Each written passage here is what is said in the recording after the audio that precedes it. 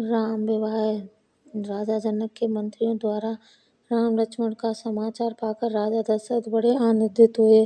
धनुर्वरों की बात सुनकर तो उनके आनंद का ठिकाना न रहा। महल में जाकर उन्होंने सब समाचार रानी को सुनाए। रानियां भी फूली न समाई। उन्होंने ब्राह्मणों को दान दक्षिणा दी। गुरु वशिष्ठ की आज्ञा लेकर राजा दशरथ बारात की तैयारी कराने लगे। हाथी घोड़े और रथ सभी सजने लगे। छैल छबीले सवार घोड़े नाचने लगे। गुरु वशिष्ठ और राजा दशरथ दिव्य रथों में बैठे और चतुरंगिणी सेना के साथ बारात चल पड़ी और 5वें दिन मिथिला जा पहुंची। राजा जनक ने नगर के बाहर आकर बारात का स्वागत किया और भली भांति सजाए गए जनवासे में सबको ले जाकर यथायोग्य ठहराया। विश्वामित्र को जब राजा दशरथ के आने का समाचार मिला तब दोनों ने राजकुमारों को लेकर वे जनवासे पहुंचे। राम लक्ष्मण के पिता के चरणों में प्रणाम किया। राजा दशरथ ने विश्वामित्र के चरण छुए और कहा, मुनिवर, आपकी कृपा से यह शुभ दिन मुझे देखने को मिला है। राजा जनक की सारी नगरी जगमग जगमग कर रही थी। एक एक घर, एक एक द्वार पर बंदरवाने से सजा था। चारों ओर मंगल गीत सुनाई दे रहे थे। राजमार्ग और राजमहल में दर्शकों की भी अपार भीड़ थी। विवाह मंडप मणियों और हीरों के फूल पत्तों से सजा था। मणियों के बने भोरे और तरह तरह के पक्षी विवाह मंडप पर जड़े थे, जो हवा चलते चलते गूंजते गूंजते थे। चारों राजकुमारों को लेकर गुरु वशिष्ठ के साथ महाराज दशरथ विवाह मंडप में पधारे। बहुमूल्य वस्त्रों आभूषणों से सुसज्जित चारों राजकुमारियों को लेकर राजा जनक भी मंडप में आए। राजमहल की अनेक स्त्रियां भी सजकर विवाह देखने पहुंची। राजा जनक सीता को दिखाकर महाराज दशरथ से बोले, राजन, यह मेरी बड़ी बेटी सीता है, जो मुझे हल चलाते समय पृथ्वी से मिली थी। आपके वीर पुत्र श्री राम ने मेरा प्रण पूरा कर इसे वरण करने का अधिकार प्राप्त किया है। यह मेरी दूसरी पुत्री उर्मिला है और यह दोनों कन्याएं मेरे छोटे भाई की कुशलवती की हैं। बड़ी का नाम मांडवी और छोटी का श्रुतकीर्ति। मेरा इच्छा है कि सीता के विवाह के साथ इनका विवाह हो जाए। लक्ष्मण के लिए उर्मिला को, भरत के लिए मांडवी और शत्रुघ्न को स्वीकार कर मुझे कृतार्थ करें। जनक के प्रस्ताव को राजा दशरथ ने सहर्ष स्वीकार कर लिया। तब अग्नि के सामने चारों कन्याओं को अपने अपने पतियों के साथ में सौंपते हुए राजा जनक ने कहा कि इन कन्याओं को मैं तुम्हारे साथ सौंपता हूँ।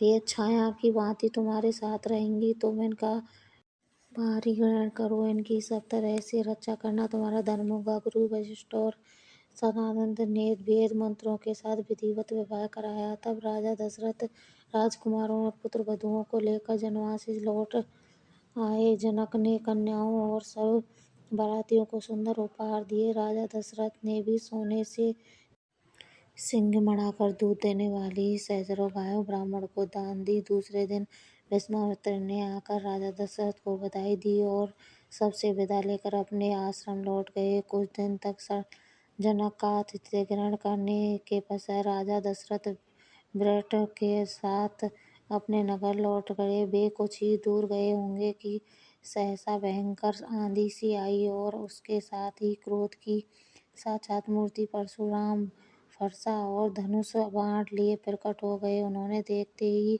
अयोध्यावासियों को डर के मारे अधमरे से हो गए और राजा दशरथ के तो होश ही उड़ गए। राजा का रास्ता रोककर परशुराम बोले, राम, शिव के पुराने धनुष को तोड़कर तुम्हारा हौसला बहुत बढ़ गया है। मैं तुम्हारे अहंकार को चूर करूंगा। राजा दशरथ ने गिड़गिड़ाकर परशुराम से बड़ी अनुनय विनय के और राम पर अनुग्रह करने का प्रार्थना की।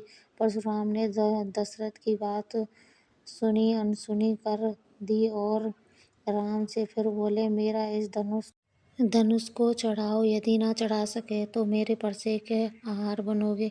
यह सुनते ही राजा दशरथ तो बेसुध हो गिर पड़े। मनस्वी राम निर्भीकता से बोले, मेरा रूप देखना चाहते हो तो देखो। उन्होंने परशुराम के धनुष बाण लेकर प्रत्यंचा चढ़ा दी और धनुष पर बाण रखकर बोले, मैं इस बाण से आपकी तपस्या का समस्त प्रभाव अभी नष्ट कर सकता हूँ और वनाघात से आकाश में विचरण करने की शक्ति भी नष्ट करता हूँ। परशुराम हतप्रभ हो गए।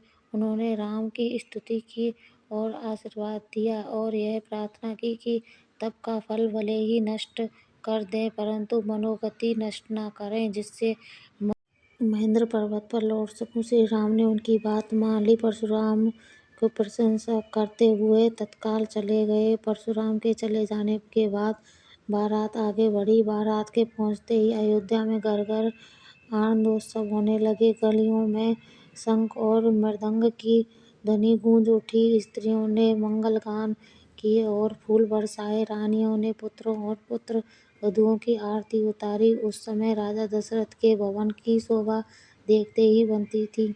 राजकुमार शील गुण संपन्न पुत्रियां पाकर बड़े प्रसन्न थे। सीताजी के अनुपम रूप, गुण और सेवा से श्री राम और सास ससुर सब प्रकार से संतुष्ट थे। राजकुल में दिन दिन सुख समृद्धि की वृद्धि होने लगी। समस्त कौशल राज्य का भाग्य जग गया। कहानी अच्छी लगे तो सब्सक्राइब करें, चैनल को लाइक कमेंट शेयर करें।